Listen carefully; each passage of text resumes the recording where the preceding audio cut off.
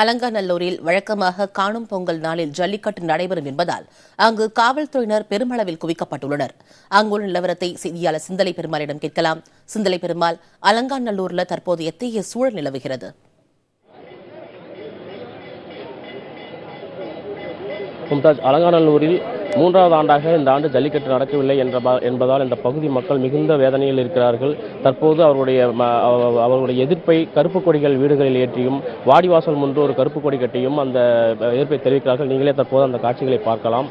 அதாவது இந்த நேற்று பாலமேட்டில் காவல்துறைகள் குவிக்கப்பட்டிருந்தும் கூட பொதுமக்கள் அதிகமாக திரண்டதால் அங்கே அதிகப்படியான ஒரு கூட்டம் ஏற்பட்டது. அதைத் தொடர்ந்து காளைகளும் அவிழ்த்து விடப்பட்டது. இதனைத் தொடர்ந்து இந்த முன்னெச்சரிக்கை நடவடிக்கையாக இன்று காலை முதலே, அதாவது 6 மணியிலிருந்தே கிட்டத்தட்ட ஒரு 1000க்கும் மேற்பட்ட காவல்துறையினர் இங்கே அலங்காநல்லூரில் குவிக்கப்பட்டிருக்கிறார்கள்.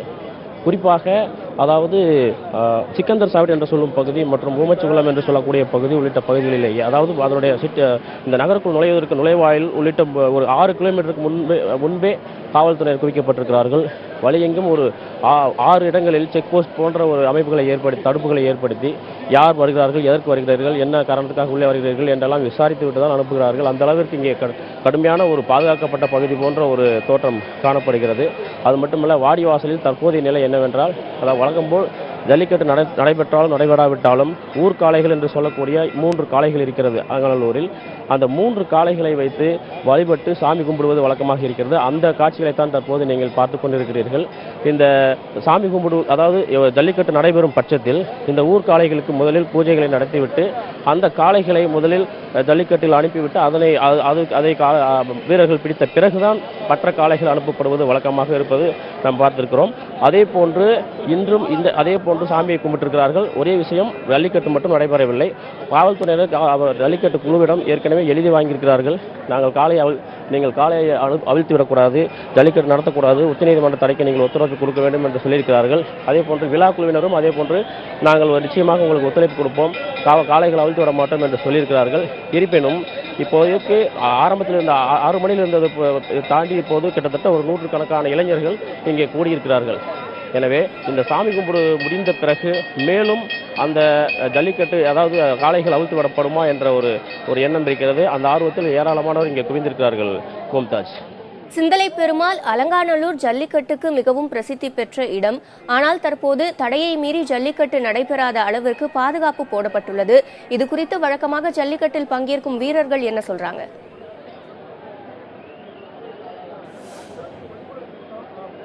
அதாவது நீங்கள் பார்க்கலாம், இந்த கூட்டத்தில் குழுமியிருக்கும் இந்த கூட்டத்தில் இருப்பவர்கள் கிட்டத்தட்ட, அதாவது வீரர்கள் தான் அதிகம், மாடுபிடி வீரர்கள் தான் அதிகமாக இருக்கிறார்கள். அவர்களை பொறுத்தவரை ஒவ்வொரு ஆண்டு முழுவதும் எங்களுக்காக உழைக்கும் அந்த காளைகள் மற்றும் மாடுகள் இவர்கள் எல்லாம் போற்றுவதற்காகவே மாட்டுப்பொங்கல் என்று ஒன்றை நாம் கொண்டாடுகிறோம். உலகில் எங்கேயுமே இது போன்ற ஒரு விழா கிடையாது.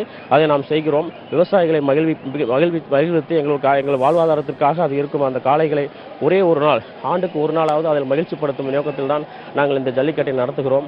அதை என்று சொல்கிறார்கள். எனவே இப்படி சொல்லும் இந்த போக்கு மிகுந்த வேதனையை, மன உளைச்சலையும் எங்களுக்கு ஏற்படுத்தி இருக்கிறது. எனவே தடையை மீறி நிச்சயமாக நாங்கள் ஜல்லிக்கட்டை நடத்துவதற்கான வாய்ப்புகள் அதிகம் இருக்கிறது. எத்தனை முறை யார் தடுத்தாலும் வழக்குகள் போட்டாலும் நாங்கள் ஜல்லிக்கட்டை தொடர்ந்து நடத்துவோம் என்று அவர்கள் தரப்பில் தெரிவிக்கிறார்கள்.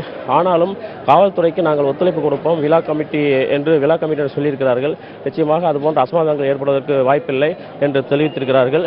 இப்போது அந்த காளையை நீங்கள் நேரம் பார்த்து கொண்டிருக்கும் இந்த காட்சி, ஊர் காளை என்று சொல்லக்கூடிய அந்த காளைகளை சாமி கும்பிட்டு விட்டு அழைத்து செல்கிறார்கள்.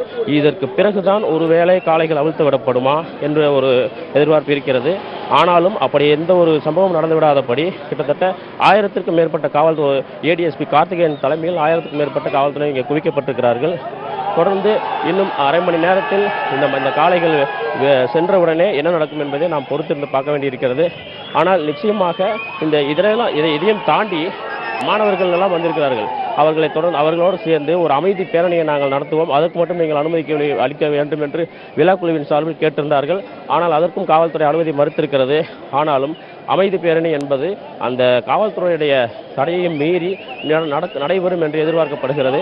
எனவே இந்த சாமி காளை சென்றவுடன் காளைகள் அவிழ்த்து விடப்படும் என்ற நம்பிக்கையில் மாடுபிடி வீரர்கள் ஏராளமானவர் குவிந்திருக்கிறார்கள். இன்னும் சொல்லப்போனால் ஆங்காங்கே இருந்து வெளியூர்களிலிருந்தும் உள்ளூர்களிலிருந்தும் அல்லது அருகாமையில் இருப்பவர்கள் அனைவரும் அலங்காநல்லூர் நோக்கி தொடர்ந்து வந்த வண்ணம் இருக்கிறார்கள். காளை வளர்ப்போரும் மாடுபிடி வீரர்களும் முன்வைக்கக்கூடிய கோரிக்கைகள் என்ன?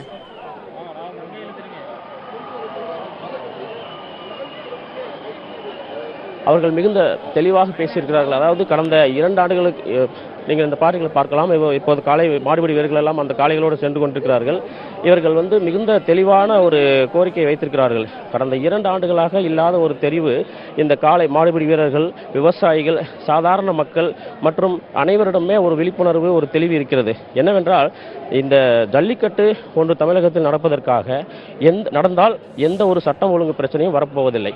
நாங்கள் வளர்க்கிறோம் காளைகளை, நாங்களே அதனை மகிழ்விப்பதற்காக இந்த விழாவினை நாங்கள் நடத்துகிறோம். ஒரு சுயம்பரம் போன்ற ஒரு விழாவாக நாங்கள் இந்த ஜல்லிக்கட்டை பார்க்கிறோம். ஒரு பொலிகாளைகளை உருவாக்குவதற்கான ஒரு முயற்சியாக இதை நாங்கள் பார்க்கிறோம். இதையெல்லாம் தாண்டி இந்த பொலிகாளைகள் இருந்தால்தான் தமிழகத்திலே நாட்டு மாடுகளுடைய வளம் தொடர்ந்து அதிகரிக்கும்.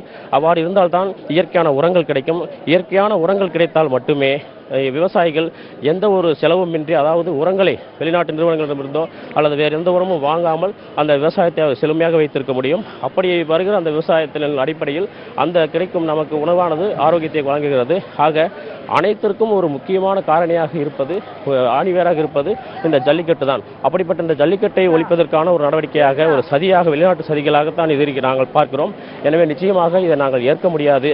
ஜல்லிக்கட்டு தடையை எங்களுடைய உரிமை, பாரம்பரியம், இயற்கை, தமிழர்களின் ஆரோக்கியம் என்றெல்லாம் அவர்கள் தெளிவாக தெரிவிக்கிறார்கள். எனவே இதையெல்லாம் கருத்தில் கொண்டு உச்சநீதிமன்றம் ஒரு முடிவெடுக்க வேண்டும்.